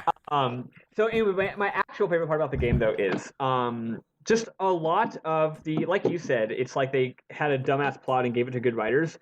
Mm-hmm. It also had just really good cutscenes. Yeah. And throughout the game, it had a number of scenes that were not just cool or badass, but it really had a number of striking moments visually, which was really cool, especially for this era, because, like, to this day, game developers keep trying to be like, oh, our game is like a movie. Look how sophisticated it is. And I'm like, yeah, except you haven't like had anything as visually interesting as any movie I've ever seen. Like, you don't have an eye for visual language. And this game had a lot of it, but I really loved in the final cutscene, it had this scene where Jaster is looking up at space like he fucking does. And what's cool is they're essentially referring back to the scene where he learned that as a kid that his dream sucks, and that as a kid he wanted to create world peace and not to see the galaxy. What's cool is they don't reference that. They just leave it to me, the player, to put that together. And he's looking up into space, and he literally just looks up and he sees the galaxy and the stars, and he just says, I've never seen the galaxy look so peaceful. But the way that the camera pans and the way that the music plays and just the way the galaxy looks, it's actually pretty affecting. It was a really, really nice moment. It was like probably my favorite single moment of the whole game, and it was 5 minutes before my least favorite moment of the whole game. And again, it was very subtle. It's just like he like lifts his arms and kind of makes like he like almost like raises his arms up to space, and it reminded me of one of my favorite movies, Speed Racer, where it's like the catharsis of realizing that you have done the thing that you had wanted to do. Mm-hmm. And realizing sort of the continuity of childhood and adulthood, and again, it was extremely subtle, and it's not a theme that the game had been exploring particularly nuancedly up until this point, but all of a sudden they just really hit it, and I was just like, damn, that's good stuff. So the game is filled with a lot of interestingly, weirdly poignant moments that don't last as long as they should, but it's still cool that they're there. Yeah, and like that harkens back to like when Digo is like holding Angela and he has the 1,000-yard stare, and you just see the like, Gale, I'm going to kill you for doing this to my wife. Like that look on his face. Yeah. They do stuff like that. And then like Mancha, the comic relief character, turning away in sadness after Raoul died, and like they do these. It's just like I'm a filmmaker of moments. Like this is what I build my script around, and this game had its moments. Like I 100% agree. Like there's so many tiny bits that like speak to me. It's like a weirdly sensitive game in a lot of times. Mm-hmm. Yeah, it was a fun time. I'm glad we played it. I feel it did not hold up to the Great White Buffalo status that it had. Yeah. I'm still glad that I played it and I enjoyed it while I was playing it. And it was sad to see it go. So normally, because I don't have that big of a hard drive on my PS4, when I beat something, I then cathartically delete it off of my hard drive, and it feels awesome. And I didn't delete Rogue Galaxy. I don't know if I'm going to go and play the Ghost Ship, which, by the way, there's 2 more dungeons if you want to do them. They're really hard. You have the Ghost Ship. Oh, there's 2? Yeah, You have the Ghost Ship and then the Ghost Ship Extreme. Oh. And they're both super duper hard. But I don't know if I'm going to do those. Don't know if I'm going to do Insectron. Don't know if I'm going to go and like get every treasure chest or fill out my revelation flow, or if I'm going to do anything. But I wasn't ready to delete it at the end of it, which means a lot. So yeah, it was a good time. I told Ken if he wants to do that extra stuff, he's on his own. Yeah, I think when you put in the context of its time of being like a freaking stupidly ambitious PS2 game that had no business trying to be what it was. And the thing is, that's a lot of games in the late PS2 era were like that, and it's one of the reasons why the PS2 is such a beloved console. It was a time when everyone was just trying the craziest shit, and that's cool. You know, you need that. You need. I have a theory that I won't talk about too long, but basically that in most art is like this, but video games especially, I think you have times of experimentation and times of refinement, both in individual studios, but also culturally. So like NES, right, era. NES was all these crazy new ideas. Super NES was, I'm not saying there wasn't innovation going on in Super Nintendo, but it was largely a refinement of ideas that had been developed previously. PS1, again, was all these new ideas. PS2, at least the first part of the PS2, was a lot of refinement. But then the late PS2, it's like people unlocked another level of technology because they started using the console better, and you have this another wave of experimentation. And what would happen with all those weird ideas? Well, they would be refined later into better games, right? And you might have mentioned, you might notice I didn't mention Sega consoles. That's because if Sega has one problem, it's that they're always in the experimentation phase and they forget to do the refinement phase. That's both the best and worst thing about Sega, which is hilarious. One of my favorite things about Sega is they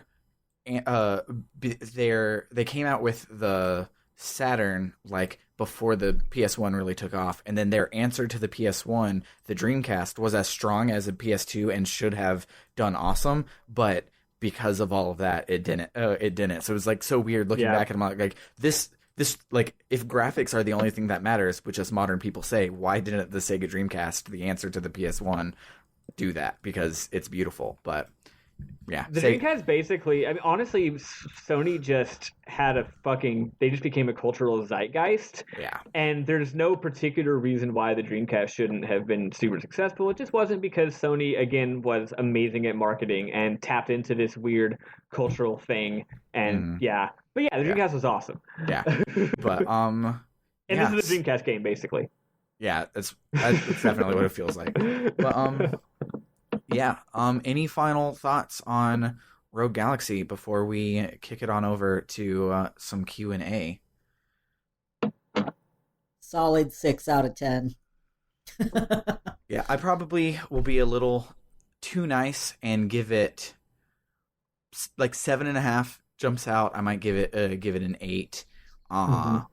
mostly just because all of the extra shit that we didn't really go into is really fun and really fleshed out. I wish they would have cut out Insectron and give us a better ending. Like, I'll take that deal. But like the amount of stuff they give you is like huge, and no part of it besides the fact that the factory isn't tied to like a grid like it should be. Like no other part of it has like bothered me and made me like mad at it. Like everything is really polished, which is really good. It's just that's true. Yeah, totally. There's just some pacing issues that like I wish like we could have taken some resources from the extra, but like I feel an 8 is probably where I'll land on that. If I were to rate it, I can't do rating out of 10 because it's just so hard to divorce myself from like mainstream game criticism and like what 7 out of 10 means and what 8 out of 10 means when it's coming from like fucking IGN or whatever. It's so ingrained that it's weird to not think about that. So I like to do 4 stars because A, that's how what film critics do, and also that's how some of my favorite game critics do. Also, it's just easier. 8 subdivisions is better than 10. Yeah. Anyway, I would say, and this is generous, but like, I don't know, it's functional, it's real fun, it's got great graphics, it's got incredible architecture. As a world to hang out in and as a story to sometimes care about and sometimes be annoyed by, I think it's a solid 3 stars. The issue is 3 out of 4, that is, not 3 out of 5. 3 out of 4. And the issue is that on some level, it's like dumb as hell and fucking stupid. But the thing is, depending on my mood, that either bumps it up to a 3.5 or bumps it down to a 2.5. If I'm being real weird, honestly, I'm giving it 3.5 out of 4 just because it's just very singular and bizarre, and it's cool that Level 5 made it, even if they kind of fucked it up. Yeah. I will say that playing this makes me want to play Ni no Kuni more than it's Studio Ghibli makes Pokemon, which is really what it is. So, but like playing this game and like knowing Level 5 on like a more intimate level makes me like, okay, well, this is the one where they tried it. Like, I want to see what happens when they try harder type thing. So I'm going to go ahead and tell you, I've played enough of Ni no Kuni to know I don't care for it. But I've heard that Ni no Kuni 2... Yeah, I probably was going to skip straight to 2. So hard. So I want to play Ni no Kuni 2, and if you feel like playing Ni no Kuni 1, I think you should also just skip to 2, because I've heard they don't have any relation to each other, and that 2 is way the hell better. Yeah, that's probably what I'll do if we end up doing that. But let's get started on some Q&A. So some Q&As. The first one we have is our good friend Essie, also known as Blank Lass. So you changes it depending on what her hair looks like. But classy lassie. But look, we just made that joke and she's listening, so she's about to change her Discord nickname. I guarantee it. But she asked, how did all 4 of us actually meet each other and become friends? Rizzo is at work, so he can't answer. So I will just say how I know him, but it's actually kind of boring. But she said she still wanted to hear the story. So Eli, I guess you can start and how you and I met. Yeah, Sam and I met 2014. We were on a team together at work, and did you sit next to me at the time? You were at least very close to me. Yeah, I think you were like behind me and to the right, but like spitting distance. Yeah. And we became friends that way. He was super cool. He apparently... Go ahead. I remember the first like direct message conversation we had was the inevitable thing that happens when you're in a group of nerds and a Pokemon game comes out every year and we work for an MMO company. Is somebody was like, oh, I want a Pokemon MMO. And so Eli was talking about it and actually had like good ideas on how you solve the like progression, because you don't have progression in Pokemon actually. And so it's like, how would you like treat an end game and stuff? And I was like, and so I direct messaged him and I was like, well, actually the Digimon MMO answered this in a really cool way. And Eli was like, I'm going to stop you right there. I don't give a shit about Digimon. Yeah, pretty much. And then we were friends. Digimon is discount Pokemon. I don't care what anyone says, especially Sam. Stands for. Yeah. Discount Jiddle Pokemon. So I'm excited for when when we inevitably do a Digimon head-to-head, probably of Cyber Sleuth and Digimon World 3, because those are the two best ones. And I would love if it just like unhinges a monster in Eli and suddenly you're a bigger Digimon nerd than me. No, I love Digimon. How did this happen? I think I'd like implode into a singularity or something. But yeah, so we got to be friends back then, and then we ended up on another team a couple years later, and Sam was like, "Oh man, I get to sit next to Eli," and I'm like, "He cares about me." And so that was a really cool moment. I'm like, I have work friends. I have actual friends. So one of the first times I cared about Eli is we were at the first Blizzard company picnic I went to, and I realized that I didn't know anybody at Blizzard. Like, there's something about that company picnic. You feel every day you see the same people. You go to the company picnic and you're just like, there's 1,000 people here. Who are you? Yeah. I've had that exact feeling at the picnic. Yeah, and so I was walking around with Summer and Eli, who, like, that first team we were only on that team for like 3 weeks. So like, I didn't think that I had made an impression on Eli, and I just have a weird thing for names and faces. So of course I remembered him, but he like stopped me at the picnic and was like, "Oh, hey Sam, good to see you. Yada yada yada." I'm like, "You're a good person. You're gonna be a good friend." Thank you. I have a weird thing where I don't know. I seem to have a way better memory than a lot of other people. And so, like, I remember, well, usually it's about negative stuff. I usually remember the most embarrassing things that I think that they'll remember. And then they're like, I don't remember that happening. I'm like, cool, let's pretend I didn't say it.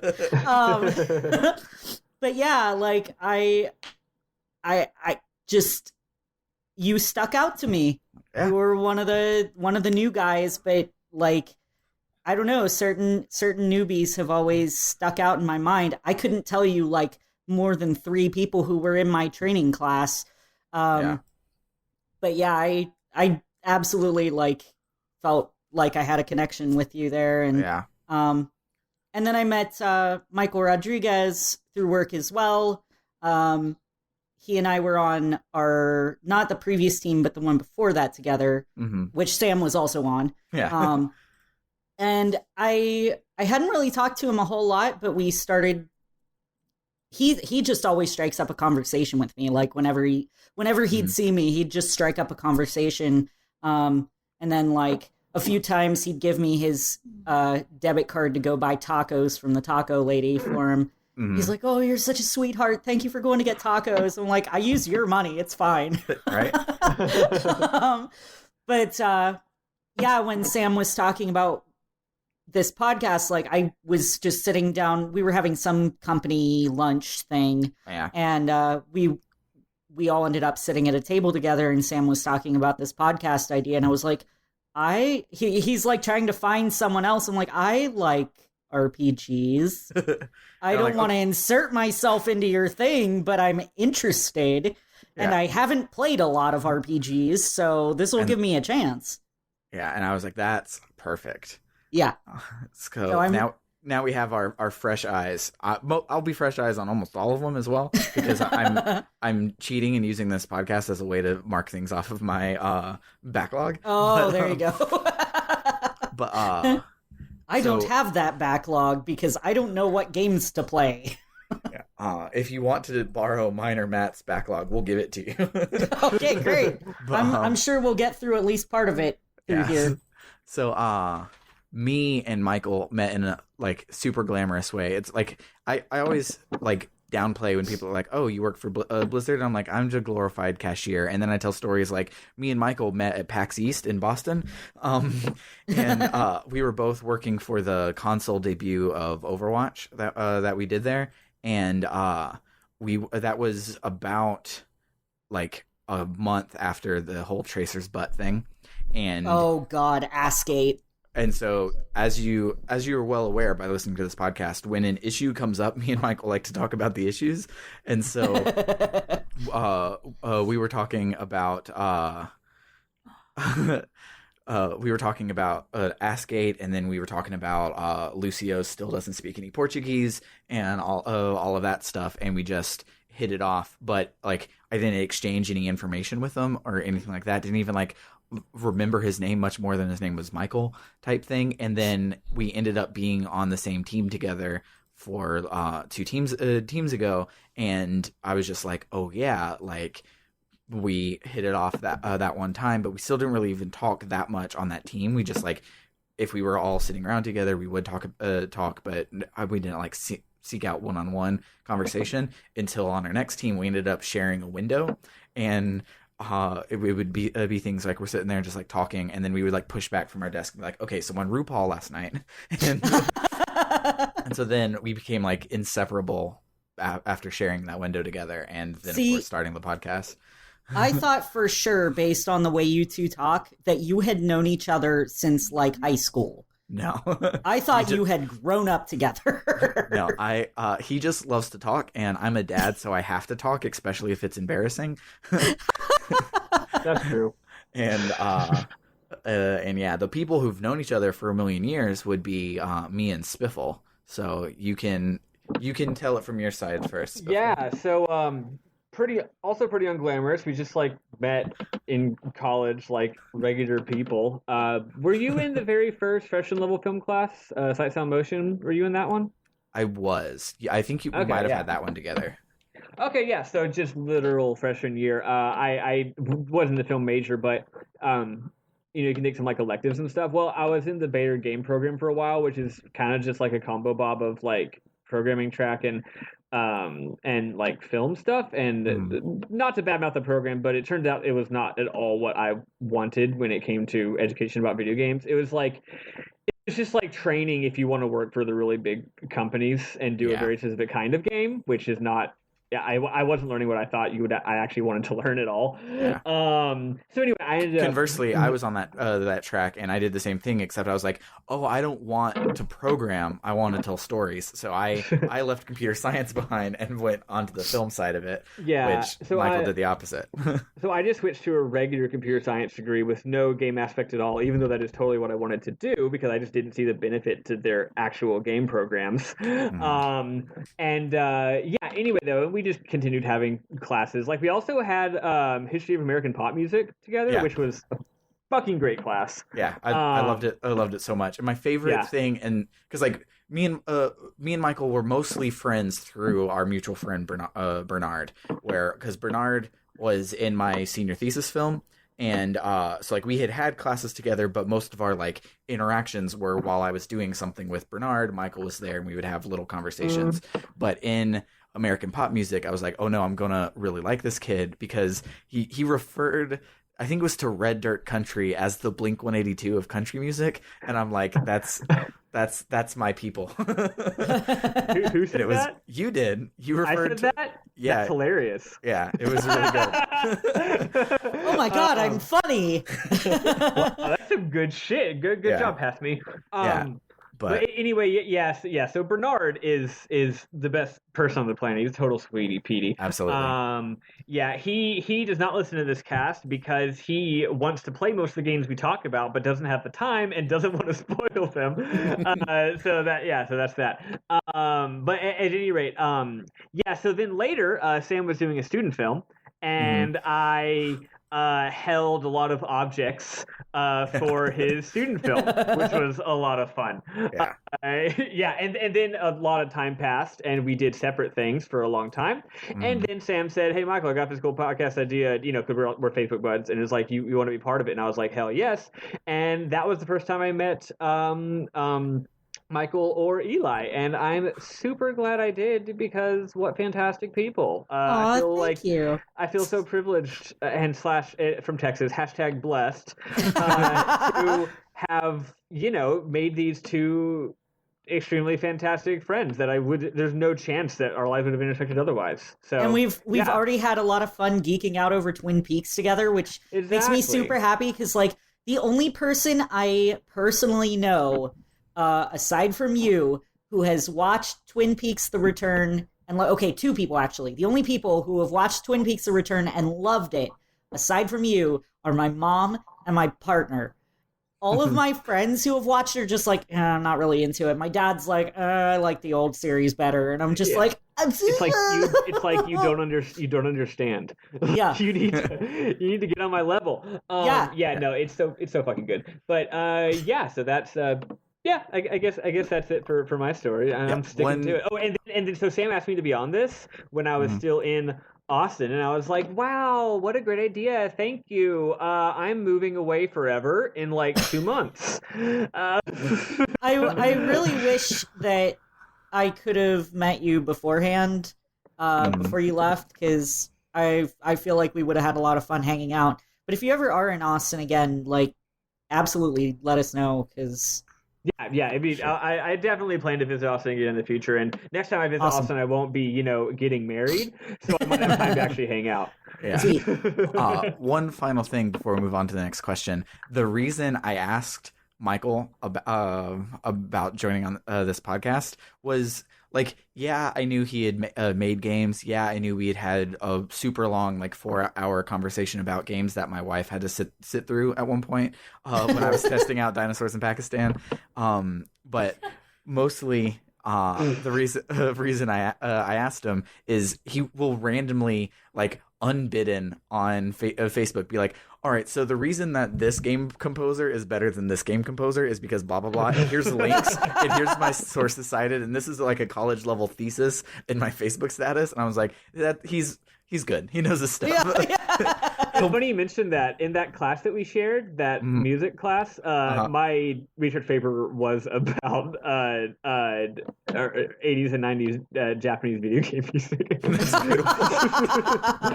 Dragon Quest, mostly. Yes, But also, I gotta say, and this is not like a braggy way, this is just a fact, and also I'm a huge fucking dork. As far as pure, like, numbers, like statistics, like, I think I've played by far the most RPGs out of the group. Yeah. Second place is definitely Rizzo. And then I am only beating Eli by default. The thing about me and Rizzo is that we have a lot less overlap, which is nice. For example, like, he's played way the hell more SMT than me, whereas SMT is on my to play list for the most part, and I noticed other areas of not overlap as well, which is real nice. It'd be dumb if we'd all just played the same shit. Yeah, for sure. So the next, speaking of playing a lot of RPGs, the next question comes from our good friend Matt. I have to reference him every time, and we already have done it 3 times in this this episode. But he's one of our best boys. So he is. So he asks, if you could take any characters from any RPGs or JRPGs and build a team out of them, who would you pick and why? Eli, we'll start with you. Okay. So I didn't make a party that was optimized. I made a party of the characters that I happen to like for various reasons. So my first would be Terra from Final Fantasy VI. She's beautiful. Because that's my favorite Final Fantasy. She's beautiful. She's a badass half-Esper lady with Sailor Neptune hair, and I love her. I also, like, I have a thing for half-breeds because it kind of feels like, in some ways, it can be an allegory for bisexuality. Like, I don't fit in this world, and I don't fit in this world. So here I am. Yeah. So I relate really heavily to that.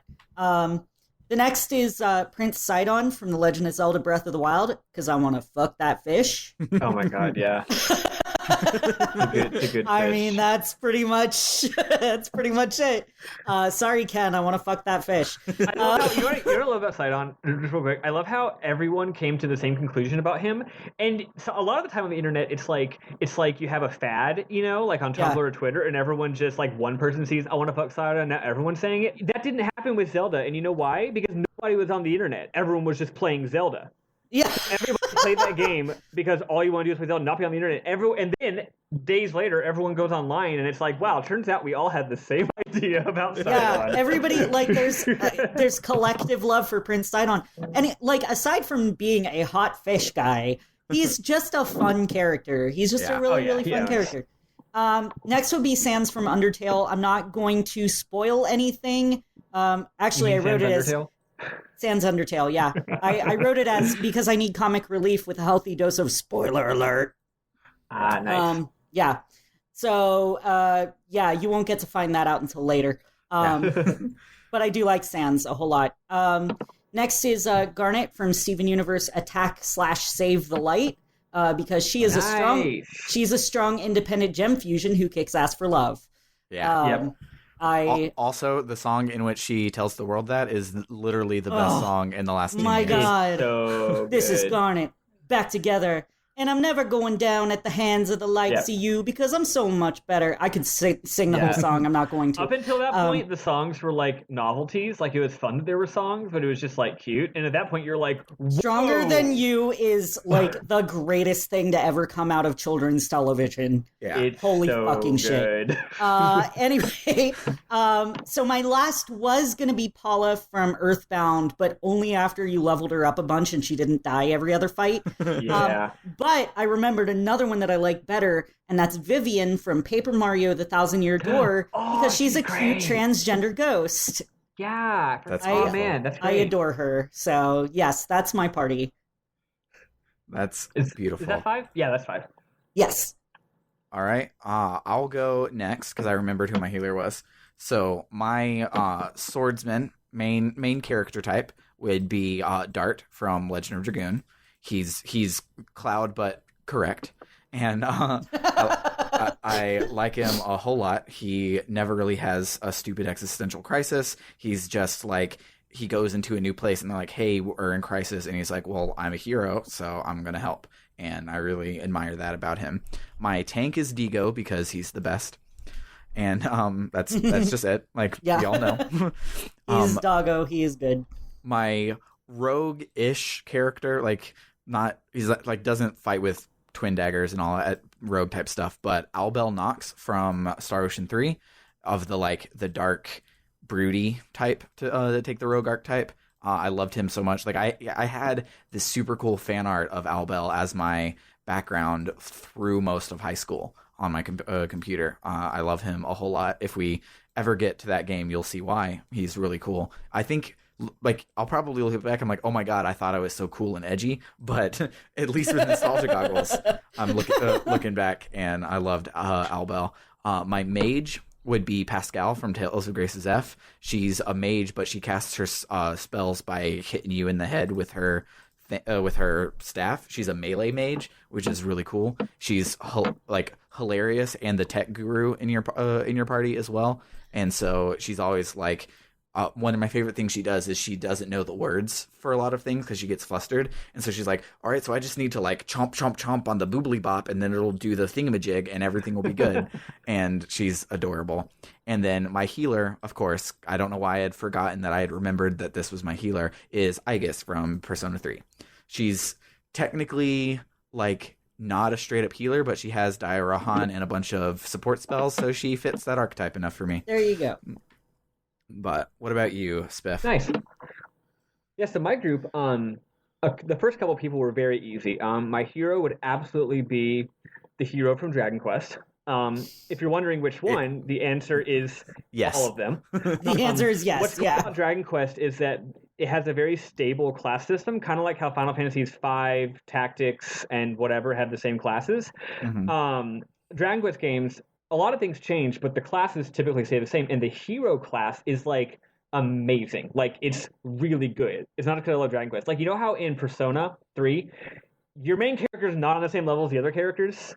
Your main character is fucking incredible and can do everything, and everyone else just has to like kind of drag him around.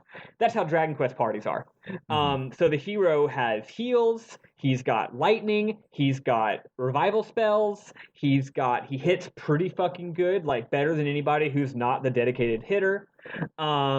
Just real versatile and great. If I had to pick one, I'd probably go with the hero from Dragon Quest 8 because I love his design. He's got beautiful, wonderful colors. So he's party leader. He's got your red, blue, yellow that you're in love with. Yeah, he's wonderful. Following up behind him, Dragon Quest 5, but I can't pick him because I'm going to have 2 Dragon Quest 5 characters. Falling behind him is Yuna from Final Fantasy X. She's just a wonderful character. If y'all played this game, she's so just wonderfully well written, and it's so sensitive and cool. And she's a summoner, so being able to summon giant monsters is really cool.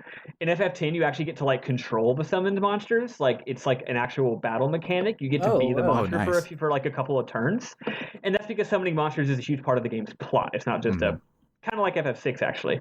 So yeah, there's this whole mechanic about it. It's awesome. And also Yuna is like, she's just sweet. She provides so much support. Like she's the emotional center of the party, both in her game and in my theoretical party.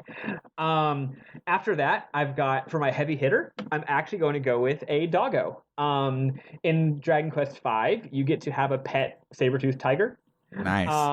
And he doesn't talk or anything. He's just a dog, and he does hella damage. He's like a barbarian. Nice.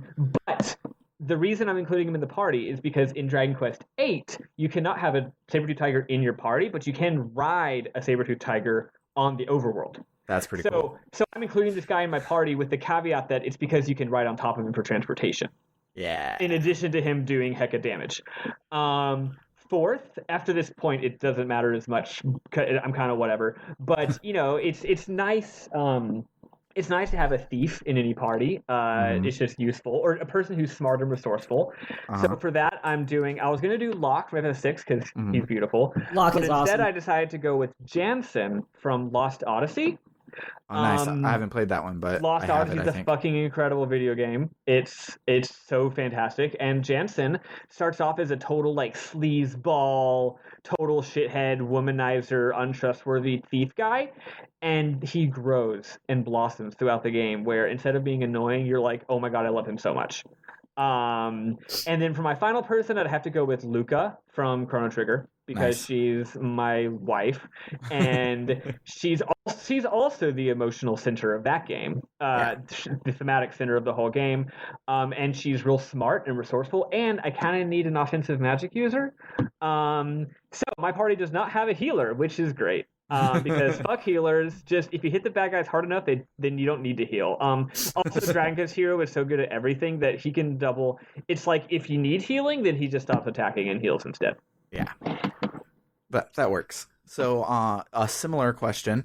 Matt asked another one, the bonus round most incompetent team, and I would say that it was you would just be a team of Quina from Final Fantasy VIII by herself. That's the most incompetent team. How about this? Just 5 of every Final Fantasy game has its sort of weird deep cut gimmick characters. Just put all of them in a party. Yeah. You got Gao. You got I was gonna say Gao. Yeah, Gao's good, but he's gone half the time. And then you got Quina, and then you got freaking Kimari from FF10, who's supposed to be like Jack of all trades, but actually just sucks. Yeah. You got Kate Sith. You got just put all the fucking weirdos in one party. Sid. Yeah. Put Sid in there. Oh yeah, that's the team. Is every Sid from every Final Fantasy. Every Sid. I don't know. Some of those Sids are pretty good. That wouldn't be a terrible party, but it certainly wouldn't be that good either. Yeah. And it'd be very confusing. They wouldn't know who anyone was talking to. Yeah. Speaking of Sid, I love that the technical Sid, the character named Sid, is not the trope Sid in Final Fantasy 15, but it's a girl named Cindy, which is beautiful. Oh. I love it so much. Wow, spoilers. I'm annoyed that it's Cindy instead of Sydney.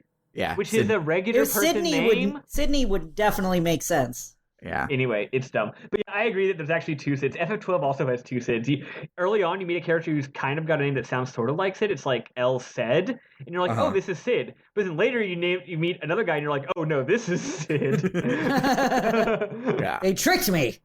Oh my god, Lost Odyssey has a character named Ced. I just realized. Oh my fucking god. Actually, the correct answer is the people in your party that have to die in the opening scene. That's a tutorial in every RPG ever. Those are the characters. So you have Sergeant Jenkins from Mass Effect. You have Wedge and Biggs from Final Fantasy VI. Those characters all together. Those are the ones. That'd be great. All right. So our last question. Maybe last question comes from Tuxedo Ken himself, and he says, if you could be sucked into any RPG or JRPG game, which game would it be, and what would your abilities be? And Spiff, you can't say Dragon Quest and be a hero class. So as far as the abilities go, you're right, that'd be cheating. But Dragon Quest is just so beautiful and happy all the time, and it's wonderful, and everyone's Catholic. Nice. No, but in the interest of not saying Dragon Quest constantly, I'm going to say Fantasy Life. because nice. Fantasy you don't Life have is to a good fucking one. Yeah. fight things. You just like do regular like be a fucking baker, except they don't have capitalism, so you can actually you don't have to you're not like poor all the time. Oh, nice. I need to get back into that game. I was playing it for a while, but there's just so much to it. Yeah. And I got sucked into other things. That happens to me easily. I have ADHD about all things in life, but especially video games. Yeah, and I am torn on which of my, well, of course, it's Sam Allman, this is going to be his answers it would be, and it would either be a Dragoon from Legend of Dragoon, or be a Digimon Master from Digimon, and like the one that popped in my head first, which means it's probably the answer that's my real answer, is Legend of Dragoon. But I also am Sam Allman, so it's probably Digimon. You gotta say Digimon. So my phone is on 1%, so we'll end it here. I didn't answer mine. Oh, I've totally skipped because all the other questions I've done, you then skipped for me, and this one I went out of order. Do it that way. Yeah. Well, so I want to say Undertale. I can't say what my powers would be because I would spoil it. So in the interest of not spoiling anything, I'm actually going to go with Legend of Zelda. Nice. And I would absolutely be a Zora because they're awesome. And I would be a Zora that looks like an orca.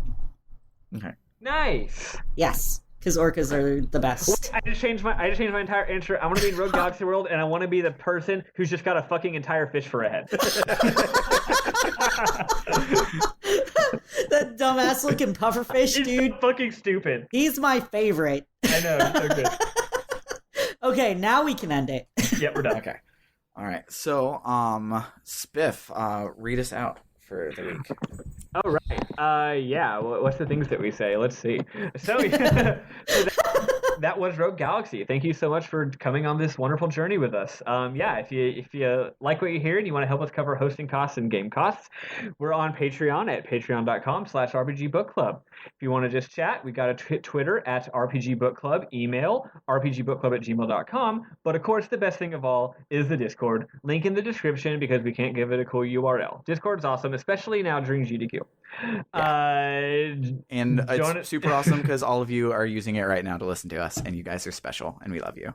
Oh, exactly. Yeah, Discord's always good, but this Discord is especially special because of all the special people in it. Yes. Yeah. So Sam, what? How about Eli? Remind everybody what our next game is. Bishoujo Senshi Sailor Moon, another story. We're going to be starting that up next week. The Let's Play is going to go up before that. Again, with the Let's Play, we're going to be doing it in big chunks because I don't know the best way to be breaking that up. But, sorry, go ahead.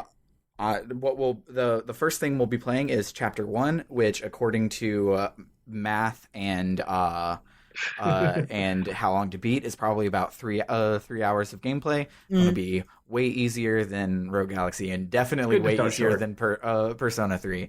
So. Yeah. I do know from past experience that it does get a little grindy in parts, but it's really not too bad. Yeah. Cool. And another good thing is that my weekend is changing for the next 3 months, starting on Sunday. So I'm actually going to have Sundays off, which means I'll have a weekend day with Ken, which means more time to record, which means Earthbound might be coming back. Woo! Yeah, so boy. You should pay attention to my channel if you're interested in seeing me suck and fail at Earthbound. Yeah, I'm excited for Earthbound to pick back up because part of me is like, should I go and beat Earthbound or just watch all of Eli's Let's Play and count that as marking it off my backlog? I say do that. But real quick, Sam, if people, how do people find out how to acquire this video game? So, because this game never came out here, you're going to have to emulate it. If you have qualms about that, you can watch Eli Let's Play it. But you can pretty much Google it and find it. This is like the only... I've only found 2 translations of this game, and one of them is a patch for the translation that we're playing. So you'll probably stumble across it if you just look for Sailor Moon, Another Story, English translation, and you'll probably find it. And then you have to play it in an emulator, which is another thing you'll have to figure out how to do. If you need help, you can definitely contact us. And then I personally will be purchasing tickets to the Sailor Moon movies. The Viz dub are coming to theaters. So that is how I will be giving my money. I will be giving my money to the Sailor Moon people that way.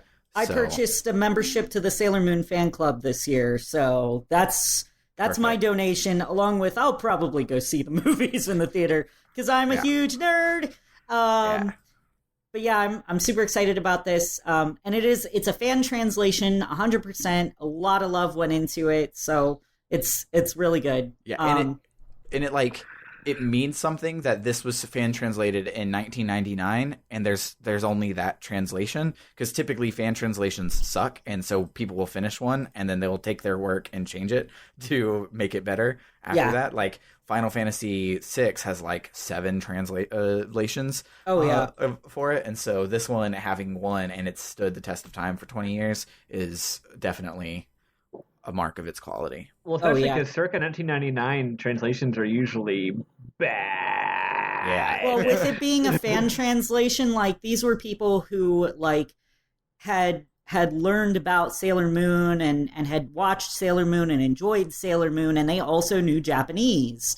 Mm-hmm. So, they're people who had really poured their hearts into it. And I think it shows based on just how true to the source material everything is. Yeah, that's awesome. And it's really cool. But yeah. So, that's all the info. Just wanted to make sure that was all out there so no one's confused. So yeah, we can't wait to see you next week when we start that game. So for RPG Book Club, I have been Michael Spiffle-Webbin. I have been Sam Allman. And I've been Elias Sailor Eli Warren. Bye, everybody. Love you. Bye.